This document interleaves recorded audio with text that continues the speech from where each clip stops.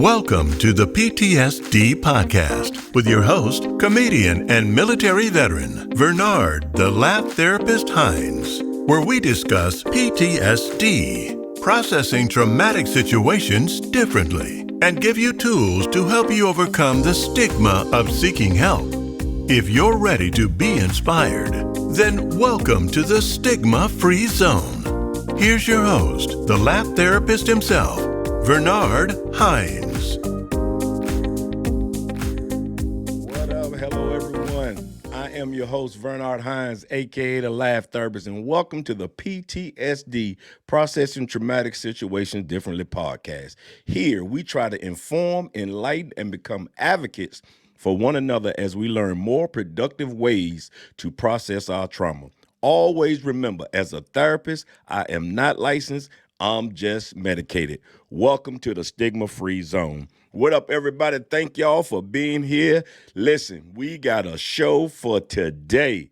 Oh, my goodness. My homeboy, my mentor, my friend, my pseudo-pastor, if you want to say. He tries to speak knowledge, y'all. None other than professional comedian Cletus Kassady, y'all. Let's give him a hand as we bring him on. What up there, Cletus? What's going on, man? That was a lot to have to take in. When you was naming all them people, I thought you had somebody else coming. I was like, no. I got you, my brother. Listen, usually I try to talk to my military community about PTSD, but seeing as you are in the army of the Lord, you fit right on in. You know what I'm saying? I also grew up in Portsmouth, so you got Portsmouth. There was a lot of guns and violence. Yeah. And then I've been with you when me and your uncle was together, and we both war veterans, and you was like, hey, this is just too much for me. That was a lot of trauma for me too, man. I had to do that. My father, well, at least the one that I know, he was in the Army. My grandfather was Navy. He never stopped. He was the type of Navy that couldn't adjust to outside life. He called everything the ship. You know, we'd be in the house. He'd be like, somebody go in there and swab the deck. I'd be like, I don't know what you're talking about. What? Who in the mess hall? And who in the mess hall? You mean the kitchen? You know, y'all go in there, get out that head. I was like, what? Where we at? Yeah. So he couldn't let that military go. So right. It's been interesting, man, how that is. So I've grown up around, and of course, just being in the area that I'm in, military. So I feel military-ish. I'm military without the discounts. But I like this though, because people always want to make PTSD a military disorder, you know, or that's when it first came to light because of these wars. I believe. So the military, of course, there's a traumatic stress, and people have put it in that instance. Mm-hmm. But I don't think a lot of people like to realize that a lot of the things that we deal with in just regular life are trauma. Correct. You know, sucks. You know, like when we lose people, that's trauma. If you ever been in a fight in school, that's trauma. If you ever been in a car accident, like people get in a car accident and forget about the fact that you can't drive for a week and a half because you're jumpy every time you see a car, or you don't want to go across a railroad track. Like you do that. The first time you had your mother-in-law cooking, you know, that's trauma because you don't want to eat that again. You know, you're like, oh, that was nasty. No, not your mother-in-law. Your mother-in-law's a fantastic cook. Please don't get me put out.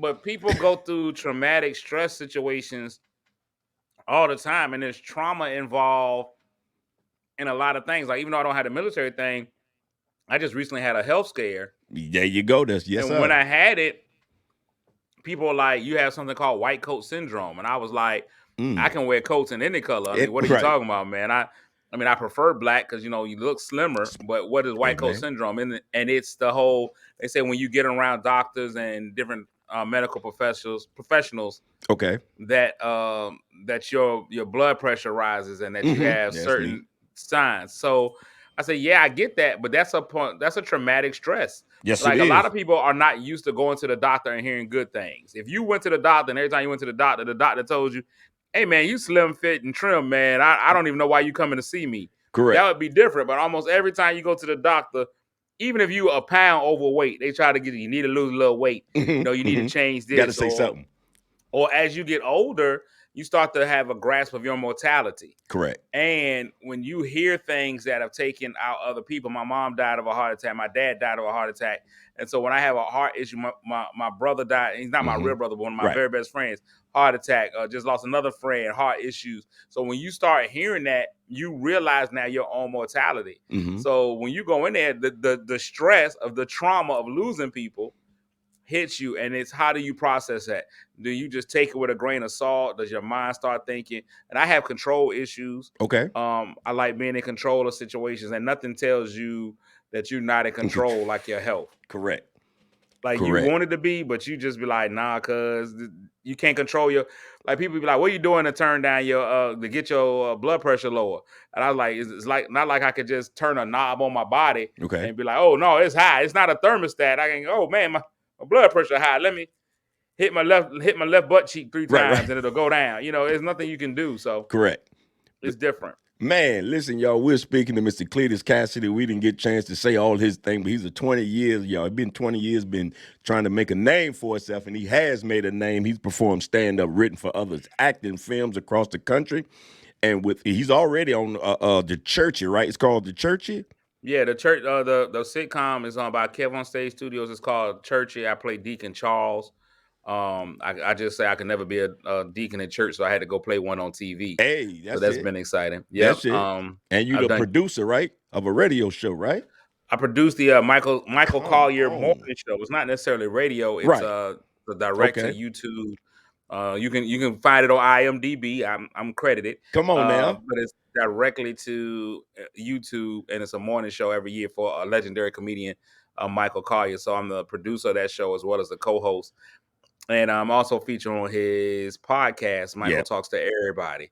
So that's been really exciting, man. I don't get into the credits. Right, that's like you. But we gonna talk about. We gonna get into your credits, brother. I don't really flex on them like that. No. Listen, y'all.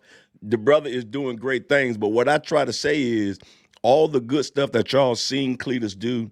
Me and Cletus, we really tight. I'm gonna say it. We tight. And I have been through. I'm his second best friend. Okay, well, okay, here we go. Somewhere around third. I hover. I was trying to. I wait for the rankings to come out each week, man. I wait for the rankings. I got 3 levels of friends. I got a best friend military, best friend married, and then best friend single. But listen, what y'all don't know is I've been with this brother in some of the most traumatic moments of his life. Me and Cletus had a radio show, and he don't mind getting fired because he told me, he said, Vernard, don't quit your day job because I don't feel we're going to be here long. Because I ain't finna be here long. Hey, what's so crazy is that, like, sometimes I get fired, and I think back over the last 2 radio jobs that I lost. I will get fired over somebody else. Okay. Like, I'll get fired going back because if you remember our first firing, it was because they had fired our engineer, our engineer and producer. And I went to the people, was like, y'all, this is wrong. Like, this man ain't did nothing. He's done a great job with our show. Like, where we supposed to go with it? And the person who said, I'm going to take over producing y'all show was actually the owner. And I was like, nah, cuz this ain't fitting to work. Right is right and wrong is wrong. I've seen your work compared to who we had. And he got upset because I went in the bat for my friend, but and that was me just trauma. a different time. It got you fired too. Yeah. So you got to watch who you hit your wagon to. You got to watch which horse you hit your wagon to. But this is what we was talking about. This is what I wanted to talk about. You was in the process, and we didn't know what was going on of you losing your voice. I did, and that's your moneymaker. That's what you do. Yeah, that wasn't when I got fired with y'all though. What? No, that was It was during that same period. Oh, okay. Yep. It was during that same period, and we didn't know what was going on. You didn't know what was going on. You went and got biopsies. You went and got folks with all paws all down your throat. Yeah, I did. Yeah, let's stop that. Let's stop that. It just won't people in my throat now. I had doctors examining my throat. And if you ever go through a throat exam, first of all, be prepared for them to not even go through your mouth. That was what really tricked me up, man. I went in for my first throat exam, and I'm opening wide. They sprayed a little spray. They were like, we're gonna spray the spray to numb your throat. And I was like, okay, cool. So they sprayed me, and they're like, all right, we getting ready to go in. I open my mouth as wide as possible. I'm like, here you go. Y'all go ahead and let me stick my tongue out and say, ah. Right. They were like, no, you can close your mouth. That's not how we get in there. And I was like, well, how does this work? And they went through my nose. God, to mighty nose. So they put the camera up through your nose, back down through your nasal patch. I was like, yo, I don't ever. Yeah. I mean, whenever they be like, there's gonna be a little discomfort, or you may feel a little bit of a pinch, you already know it's gonna hurt like Hades. And so that was a rough moment for me. But yeah, we went through that. God kept me through that, man.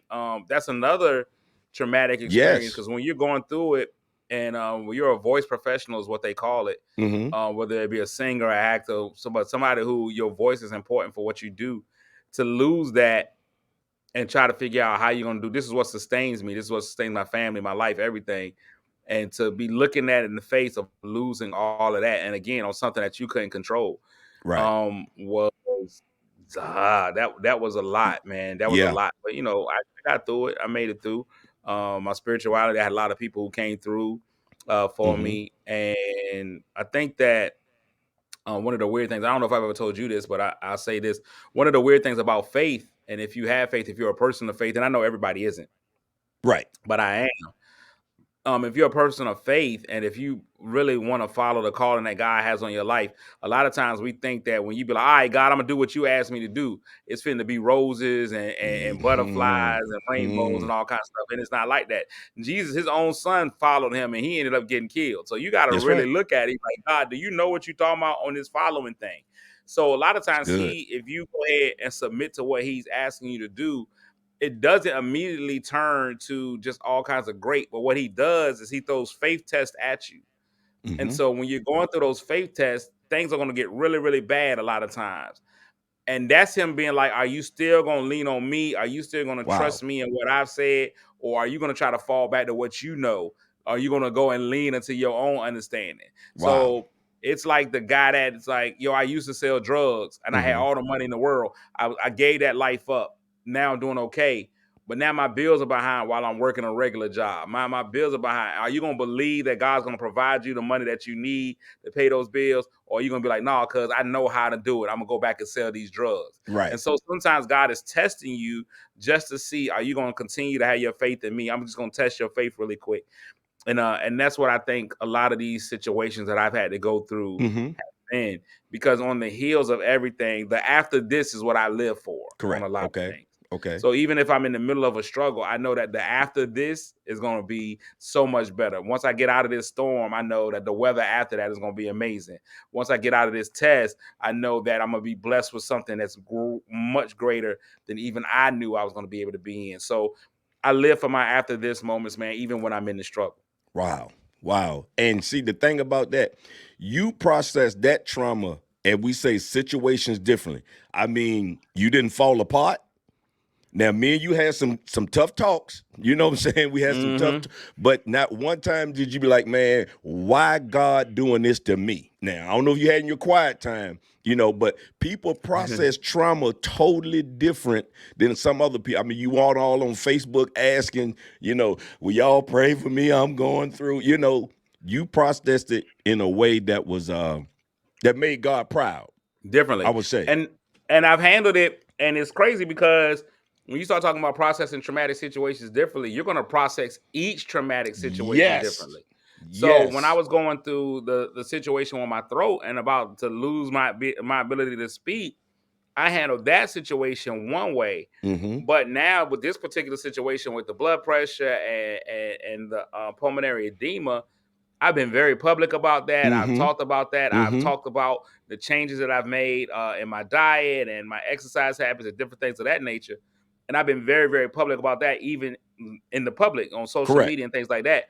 And that has become where people are hitting me up and they're like, yo, I really wanted you to do this, man. This is amazing. This is really helping me. This is really providing me with some ideas for myself. So I'm cooking my meals. I put my meals up. Right. And people are like, oh man, I never thought about putting that together with that. Or man, that looks great, man. And so it's inspired people. I go do my walks and stuff. People are like, I'm inspired by that. That's right. So there's growth, a different man. way to handle. Yeah.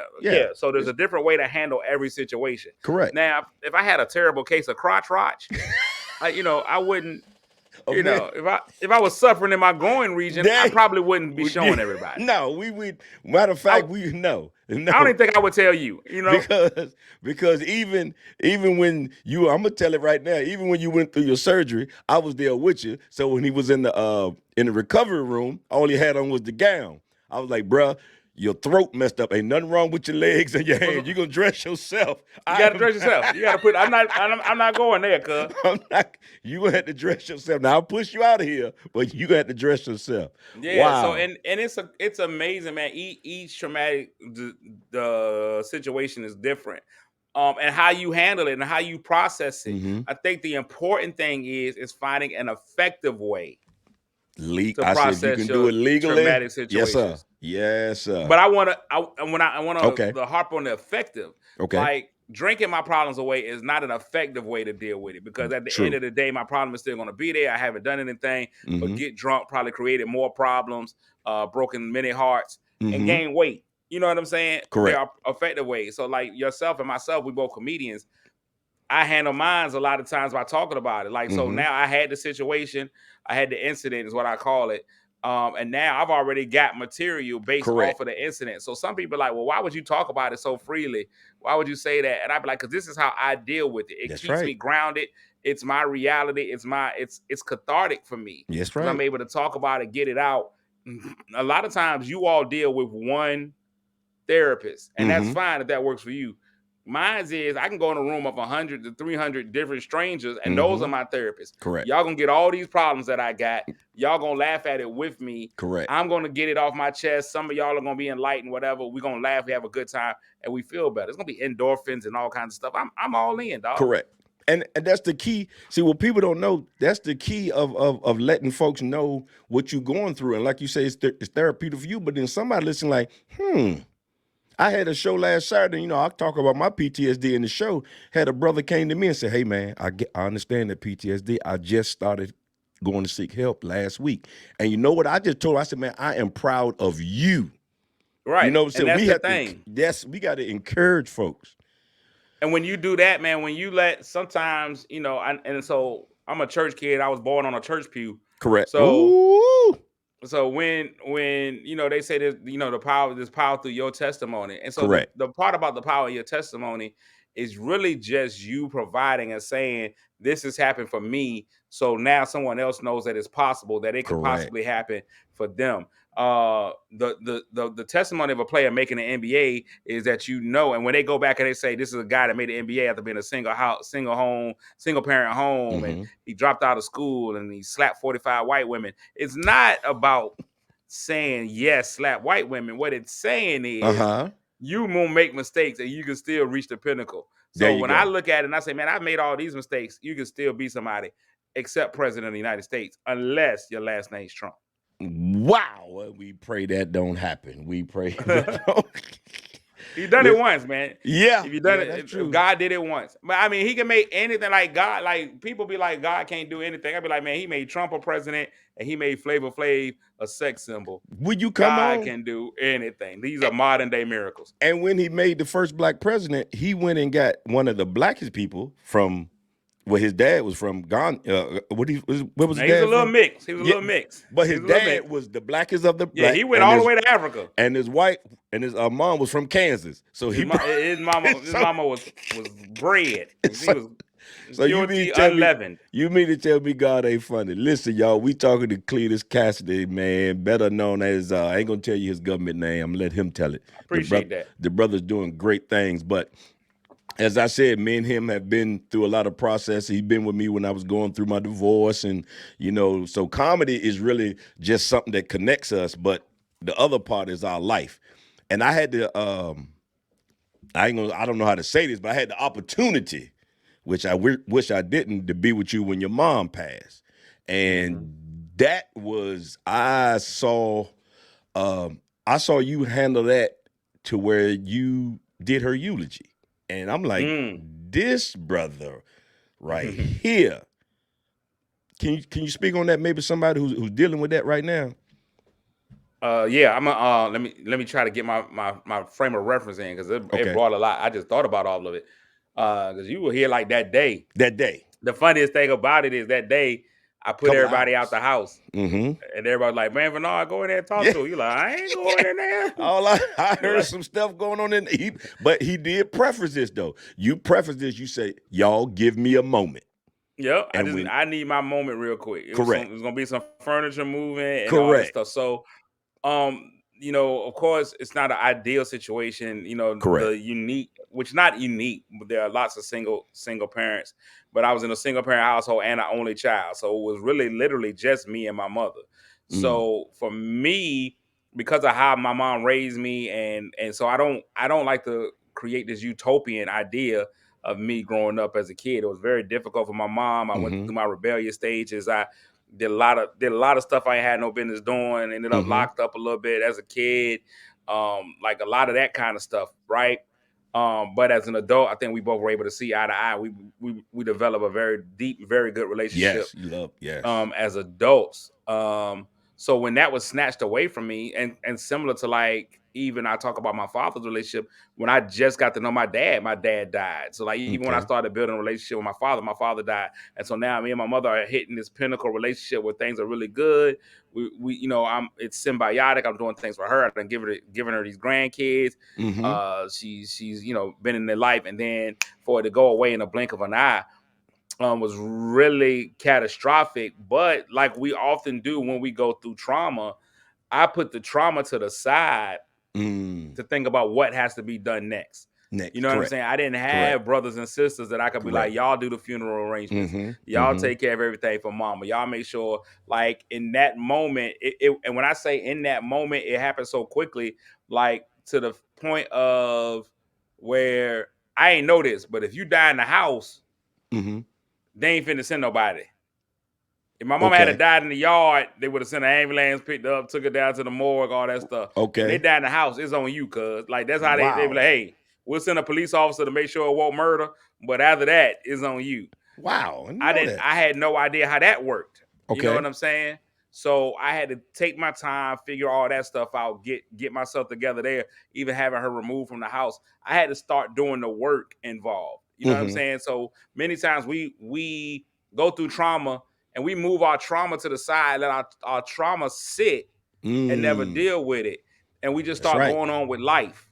You know what I'm saying? And then as you go into life, there's another trauma. You be like, well, let me put that over there in the trauma bag. And then you keep going. You be like, I'm going to deal with it. But right now, I got to go to work. I'm going to deal with it, but I got to go to Little Johnny's baseball game. And so your trauma bag starts just getting big and big. And you just like, we got to do something. And so with my mom, like I was able to remember my mom she always said that she wanted her funeral to be done by somebody who knew her. Correct.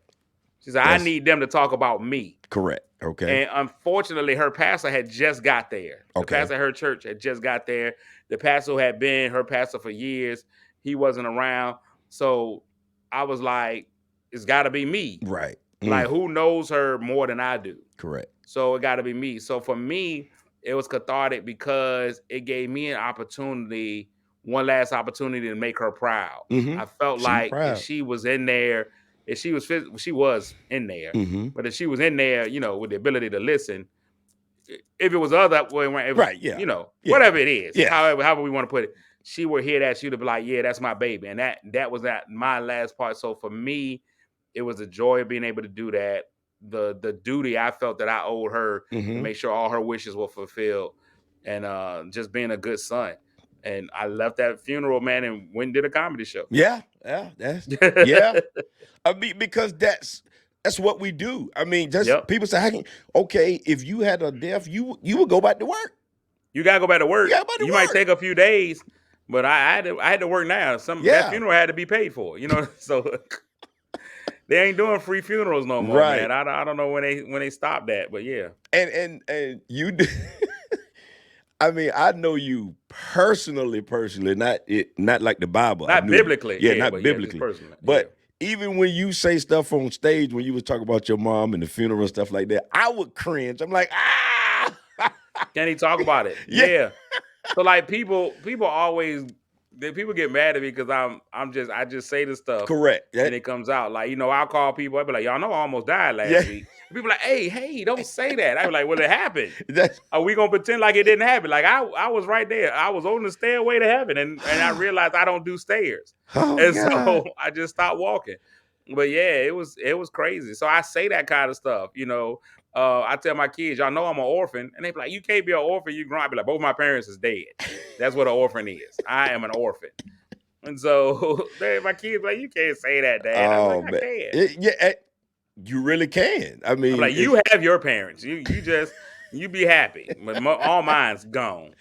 I mean, I ain't got nothing. And people will look at that and be like, what? But to us, it's like, you're thinking it, say it. It's real. That is real. Like, so, and there's a way to do it, like, especially when you talk about yourself. Like, you shouldn't just do it about, other people. Right. And you talk about yourself. You be like, hey man, Susan is ugly, right? You be like, let's just deal with that. Susan, an accountant, is ugly. Right. No, you can't do that because that's hurting people's feelings, and everybody got their own self-esteem. Correct. But a lot of times we create so many problems because we don't deal with the truth. That's right. If we would just go ahead and deal with, I guess the movie says you can't handle the truth. But I believe that a lot of us can't. So we'll go around it and we'll create these narratives that aren't true when the truth will do every time. That's right. The truth is fine. Ain't nobody mad but the devil's, what the old people say. That's what they say. Man, I'm gonna tell you, I don't know how me and you became so tight, because I'm just let this out the bag. People, some people close to us. I couldn't stand Cletus Kassady, and I had never met him. Couldn't stand him, had never met him, because I heard when I retired and moved back home, they used to have this thing called, I think it was the Picnic in the Park. And it was hosted by Cletus Kassady, and I did not know him, but I was mad that he was hosting it, and I had been a comedian for 2 weeks. And I'm like, why a hot 2 weeks of comedy. A hot 2 weeks. Then I get a chance to be on the show with him and Jay Farrow. And my name was Reverend Peanut Butter and Jelly. And them brothers joked me. Which is why you weren't hosting. That's why you won't. Because the fact that at that point in time, man, your maturity level in life as a comedian was, what am I going to call myself when I get out there? Reverend Peanut Butter and Jelly. Oh, my God. But you know what, though? You have to have someone in your life that, as our bishop would say, that's doing something that you want to do, and study them and ask them questions. At a level that you want to do it at. Correct. Wow.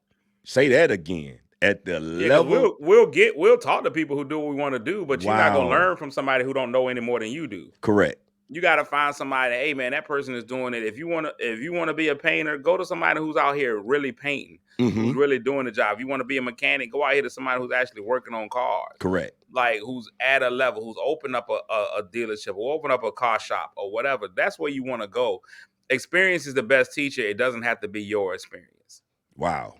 You can learn from somebody else's experience. If I see you go and you take a left and run into a brick wall, every time you turn left, you run into a brick wall. That's experience teaching me. Don't take that left. I'm a fool if I see you turn left and go into that brick wall every time. Right. And I'd be like, you know what? I'm going to take that same left. And then be surprised. How'd I end up in this wall? Cuz, fool. And then you can't be like, I didn't know no better. This is my first time. Yes, it's your first time. But I watched him do it 27.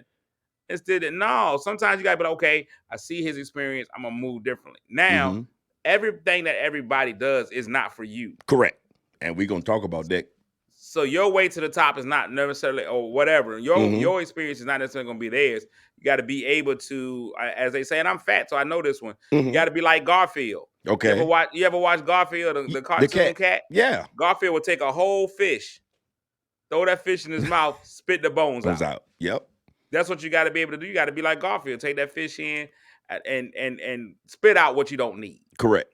Take what's good, what's going to nourish you, and the rest, let it go. I didn't want to comment and be like, you need to take in nobody's meat. No. Because that would have came out wrong. That would have came out totally wrong. Oh, man. Because you shared with me.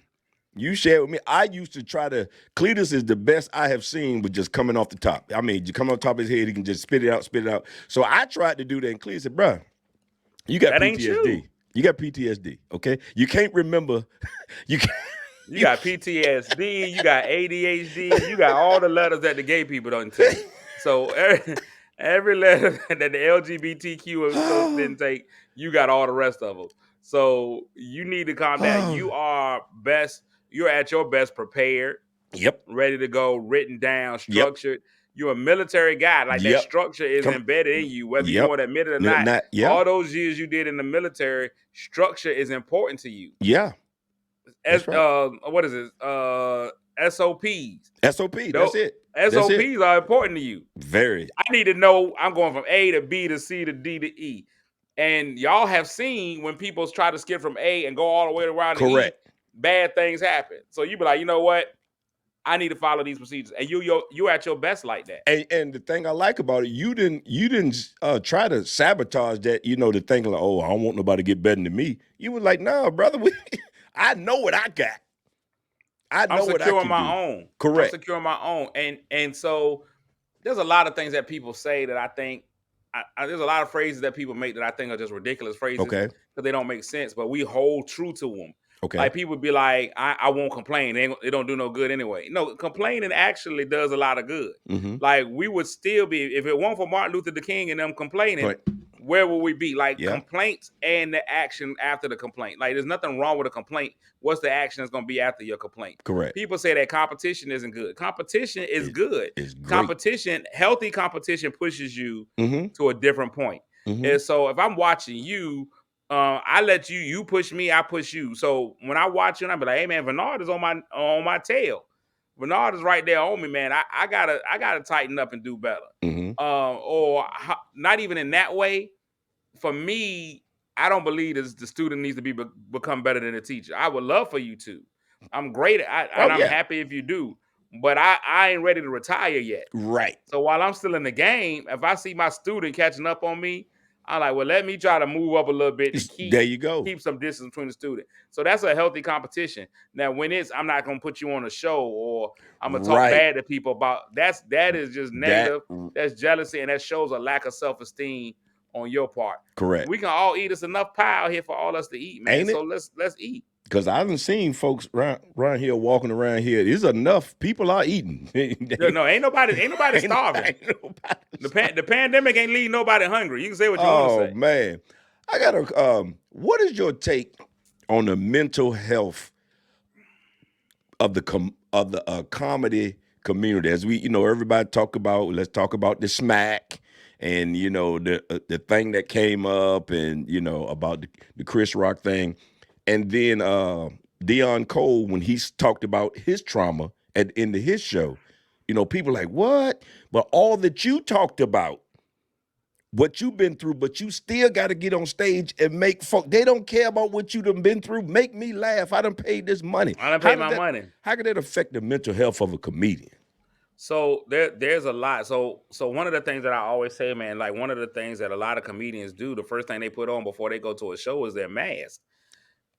That's the first thing we put on before we hit the stage, man. Comedians put that mask on. So no matter what I'm going through, no matter what my day was, I got to go out there and perform. We don't get sick days. We don't get PTO. We don't get any of those things. Either you perform or you don't.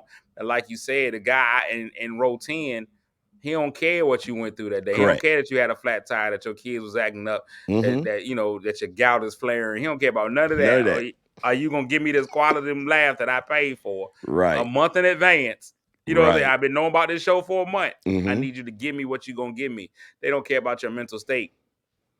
I think it's unhealthy for comedians when they use the mask of comedy, when they use comedy as their prescription for what they're doing, when they use their comedy like alcohol. Okay. I'm just going to use it to cover what's happening in my life. You still have to deal with the situations that you're going with. So I joke about when my mom passed, but at the same time, I went to grief counseling. Come on now. You know what I'm saying? So yeah, it helps me, but it's not the end all be all. Sometimes comedy is just an OTC. It's just an over-the-counter drug. It's not really a prescription strength to get you what you need to get through. That's why you see comedians commit suicide. You see a lot of comedians who are dealing with severe depression, who are turning to drugs and alcohol because they still are not getting what they need to out of life. At the end of the day, comedy is a vocation. Okay. Yes, it's a lifestyle, but it's still a job. So bus drivers, you can't tell the bus driver, hey, bus driver, you dealing with a lot. Just go drive your bus. Because he got them cheering up there. So you got all kinds of stuff happening. We have to be able to deal with properly what we're going with. So a lot of comedians have a lot of things built up in them And being a comedian, one of the things I want people to know is being a comedian is a job, and we are allowed to not be at work. There are times we are definitely allowed to not be at work. People see you as a comedian and think you're gonna be joking at all times. Like, give me a minute. You don't treat doctors like this. You don't treat lawyers like this. Every time a lawyer walk in the room, you be like, "Hey, look, try this case for me real quick." Every time a doctor walk in, you be like, "Look at my crotch. Tell me what you see right here." You know what I'm saying? So we supposed to be on. Every time. But comedians got to be on it all time, and then y'all start judging my work based on. I saw him at Bernard's house. He wasn't funny because I wasn't working. I was off. I saw your husband at Bernard's house, and he won't empty in the trash cans. He drives trash trucks for a living. Like, I can't judge his ability to drive the dump truck based on what he's doing in the house. So let us live and let us breathe, because sometimes that fishbowl. And so for me, because I do clean comedy and I do so much in churches and corporate events and things like that, it seems my life becomes a fishbowl because people judge what I'm going to be able to do on stage. They look at my life. They want my life to match what comes up on the stage at all times. Like, I can't have a moment. I can't have a moment. Like, even when I went to my doctor's appointment, it was a lady in the doctor's office. I got on a mask. I got a hat covering my face. Lady in the doctor's office, we all praying for you. So now I feel like I can't even tell you what I'm really in here for. You know what I'm saying? Like, what if I was coming in here for a bad flare up of herpes? I can't put that on there because I'm in this fishbowl. This lady is watching what I'm inputting. You know what I'm saying? And it's a HIPAA violation, but she know I got herpes. And she gonna go, I'm not admitting to herpes. No. I'm just telling y'all. Yeah, because I wouldn't be talking to you right now. What if it was? I would change my name to Joe Mexico if I had the herpes. That's why I get my medication at. But so you live in this fishbowl, people always watch you. And so a lot of those positions, a lot of public figures, that's why you see the depression rate in preachers so high, because they aren't able to be themselves. Right. So that's what I want for all comics. I think the comics should have the freedom to be themselves, not to have to be. I know Shakespeare said all the world is a stage, but we ain't finna have to be on the stage at all times. The stage is all over the place that we don't get on. Even though some of us try to be on every last one. But shout outs to Steve Harvey and Kevin Hart. But no, I'm just but the reason I like the reason we're talking about this, because I remember you gave me a show because you had to go all the time. Let's say long time ago. I was like living in an apartment with Trish, and me and Trisha got into an argument. And I don't know the church beside Norfolk State University. Okay. Yeah, you told me, look, my boy can hose, he'll do that. And me and Trisha got into an argument right before I left. And I carried that anger with me to the show. And when I got up there and it didn't flow right, I got mad. And then I came back and told you, I said, hey, man, I think I messed up. And you said, let me tell you the same thing you told me. You got to put that to the side, do your job, and then pick it back up and deal with it. Pick it right back up. Leave that right there. Once you cross that threshold, leave that right there. Like, I whatever you're going through, and people don't understand that we're doing that. And a lot of y'all have to do that at your regular job. Correct. Like, I don't need you salt my fries angry. If I come to McDonald's, I need you to be a happy salter. You know what I'm saying? You can't be in there. I can't believe Tasha go tell me she loved that man more than she loved me. And I go and have a stroke because you mad at Tasha. Yeah. I just need my salt to be at a regular kill. We all have situations, and you talked about it. There are times that when we are processing, there are appropriate times to deal with things at an appropriate way. There are appropriate angles that you have to take. And if you start processing stuff correctly, you'll learn, okay, right now is not the time for me to be mad. Right. I'm angry. My feelings are valid. Correct. But right now, I have to put those feelings.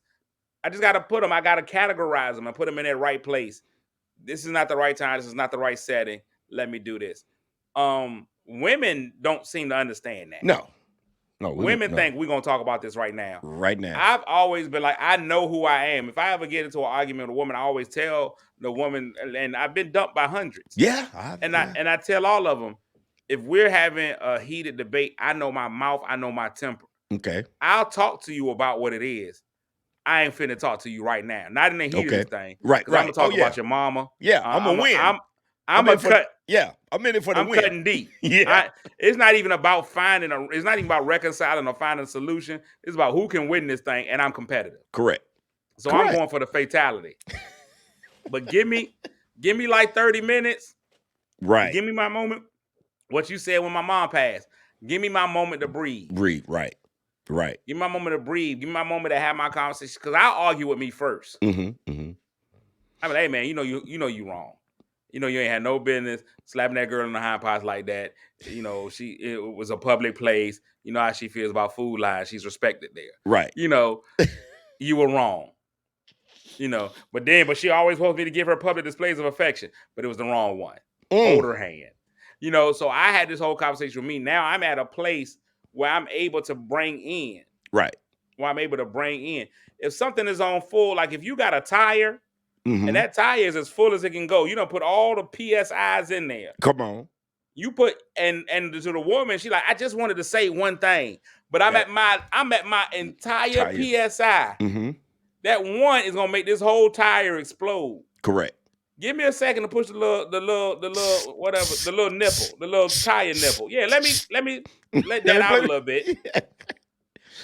Yeah. And then now I got room to take in what you got, and I can do it safely. Correct. And we can roll off together. And a lot of the process is important. Yes, and a lot of that comes through therapy. And me and my wife went through therapy along with my kids, and I was telling Cletus 24/7. You know, I throw it in there. Hey, bro, therapy helped me. That's what he say. He be trying to make me go, man. But I be like, man, my Thursdays are full, so it's difficult for me. No, I'm a believer in therapy. I am a believer in clinical therapy. It doesn't make you quote unquote what people say crazy if you go to a therapist. Just like it don't make you a cripple if you tear your knee up and you go to an orthopedic. That don't mean you're a cripple. Correct. They just need to get you back to where you are. You have something that's strong and functioning. Your brain is strong. Your brain can function. Let's get it back to where it needs to be. And I think that helps a lot of people, man. We've put so much, like you said, stigma on going to therapy and things of that nature. So we got to get out of that. Doesn't make you any weaker if you go and talk to somebody. None of that. Actually, a lot of times, man, it takes a lot more strength to go in and tell somebody, tell me what's wrong with me. And we love to hear. That's it right there. We love praise, man, but that corrective criticism, boy, that Jake is hard. But tell me what's wrong with me. Come, hey, help me, because you're not gonna ever be able to fix you if you don't even know what's wrong with you. Correct. You ain't here working on your brakes, and your brakes are fired. It's your alternator that's going crazy. Come on now. And I didn't really want to go to anybody who really knew me. You know what I'm saying? I don't want you to really, because now you are looking at me from how you know me.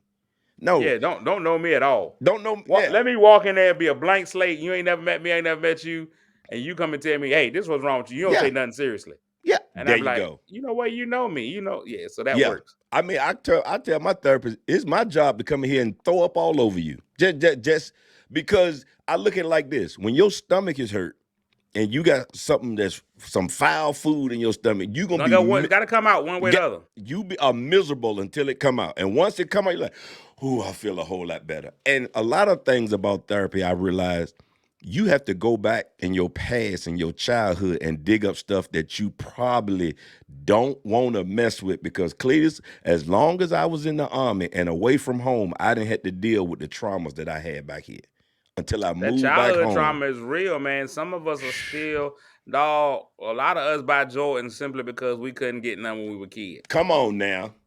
I got a whole bunch of Jordans in there. Right. And sometimes I look and I be like, I don't even want to wear these no more. But I couldn't get them when I was a kid. Come on. So I relish it. Some of us do things to make up for whatever lack or inadequacy or whatever made us feel bad as kids. Listen, some men out here hoeing because when they were kids, nobody would talk to them. Yep. I tell people all the time, I didn't get cute till I got to college. Okay. I couldn't get nobody in high school. And all of a sudden, it was girls in college who had limited choices, who had never seen anything like me before. And now they were like, oh, man, he cute. And I was like, oh, yeah, he must be. Who is he? Because I'm the only guy in the room. Oh, me? Oh, and so you was like, oh, I'm jumping all on this train. Correct. Because I never got that validation. Correct. I talked to a friend of mine, and it's so crazy when you sit and think about it. So many, and I'll say this about both men and women. So many people have peaked in high school. Okay. If you look, there's a lot of people that still won't let go of whatever it was they accomplished in high school. Wow. 40 years ago. Wow. I was a track star in high school. Well, you can't even run your mouth now. Like what do you talk about, sir? Right. The pinnacle of their accomplishment won the state championship in 1986. Mm-hmm. Dog, it is 2023. Mm-hmm. Mm-hmm. That has no effect on the life of anybody at this point. You know what I'm saying? Correct. That so many people hold on to all of that. So it's the same thing with our trauma. Mm-hmm. Something somebody did to us in high school. Shelly Mae turned you down. You gave her that note that said yes, no, or maybe, and she said no, and you ain't recovered from that. Correct. In all your life. So we got to get over all of those wounds, the things that our parents didn't buy us, the things that we didn't get to do, the trip that we didn't get to take. I didn't get to go to Jamestown in 4th grade when I was in school because I was in trouble. I made sure I fought heaven and hell to make sure my daughter got to go to Jamestown in the 4th grade. And I was like, this place ain't really all that. I wanted to go. Right. Like because it was a long field trip. It was a long, they were going all day. We was going all day. And I didn't get to go. Right. You know what I'm saying? So because I didn't get to go, I was hurt. There was a lot of pain there. And there's another one because I was able to speak to a young man, and being that he was touched when he was a child. Okay. All his life he was going through.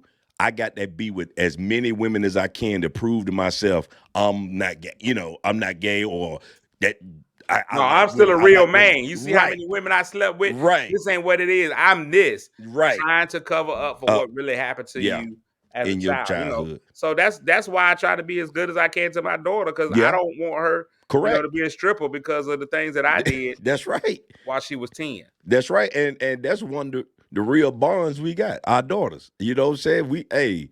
You want to see us act up, and they know they got something about them girls. The boys, you all right. But you say something about them girls, boy.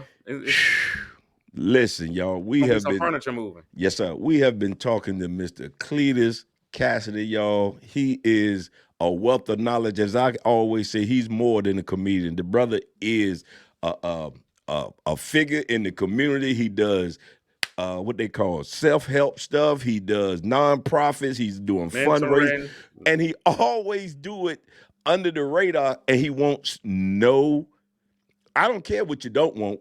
It's time to get to let folks know, man, you're doing some great stuff, man. I want to tell you straight from my heart, as your boy, I appreciate what you do.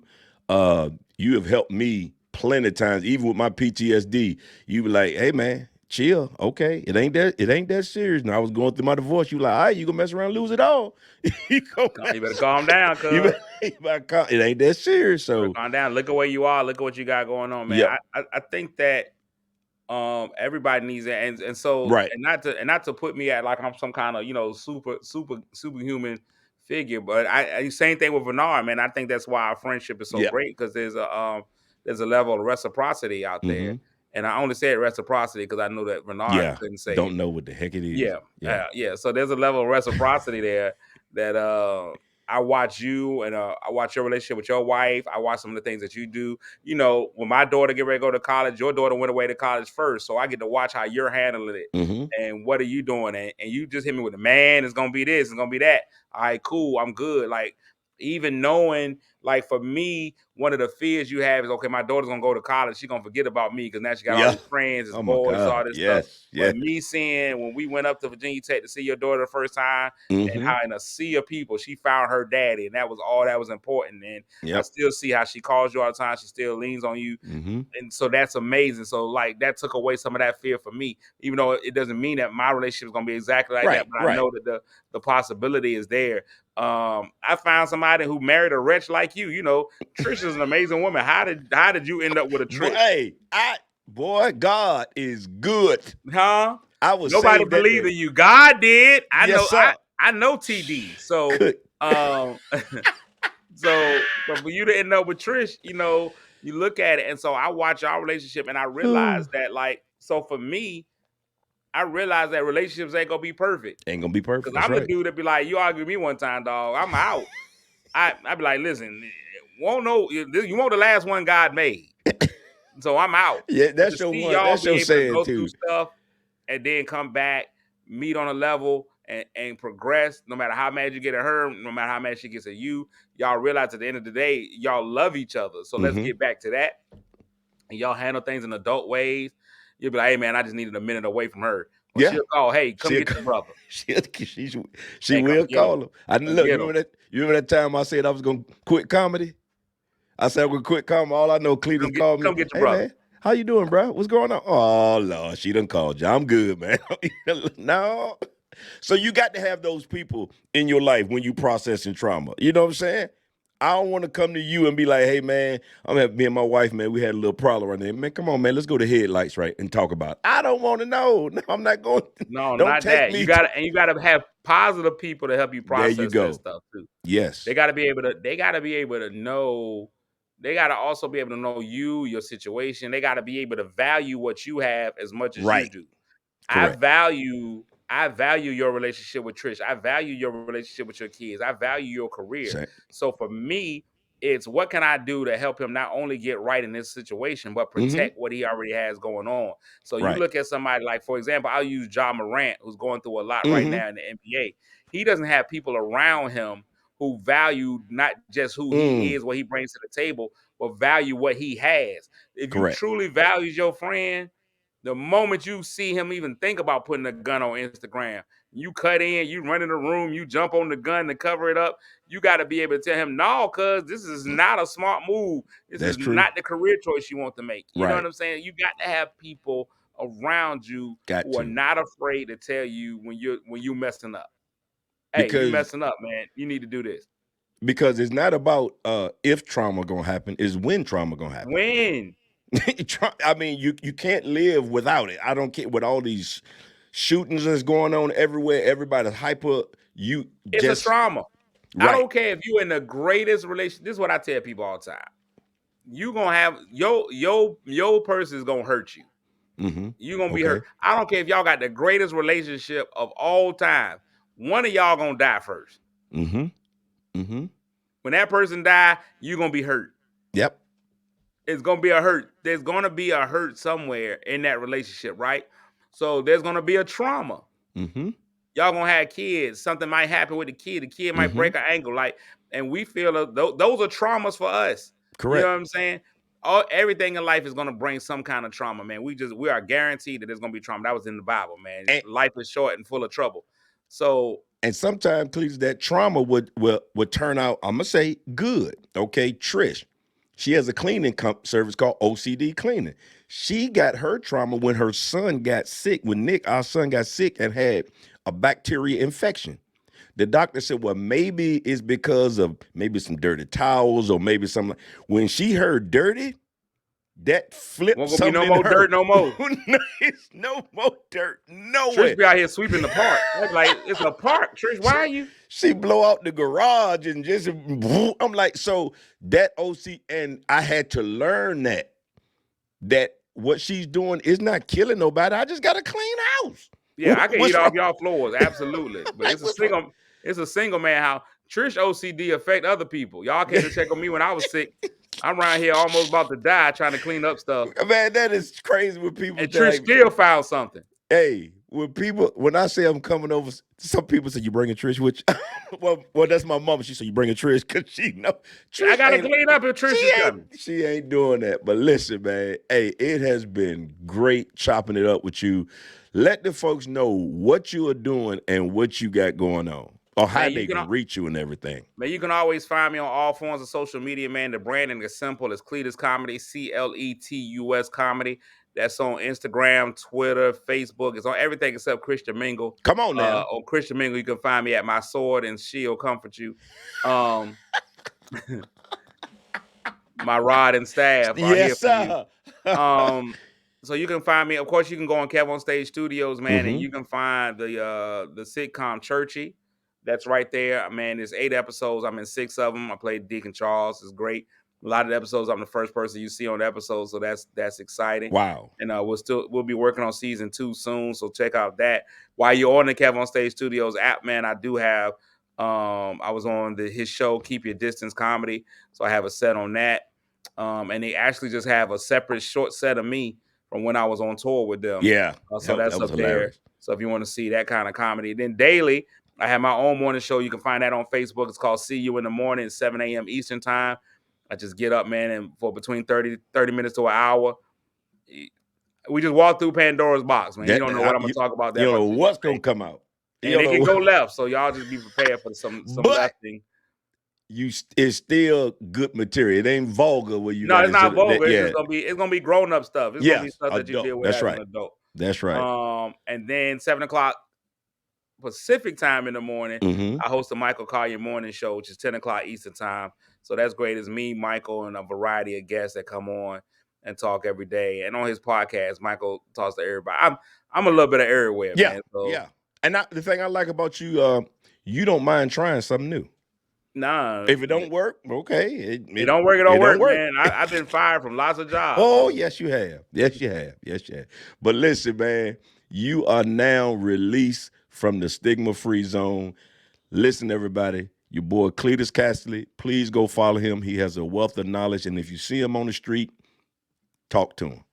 Don't ask me to be funny, though. Just, if you see him on the street, just say hi. Don't be like, give me a joke. I'm like, nah, because then you're going to think I'm a jerk. All right, man, you released from the stigma-free zone. Peace.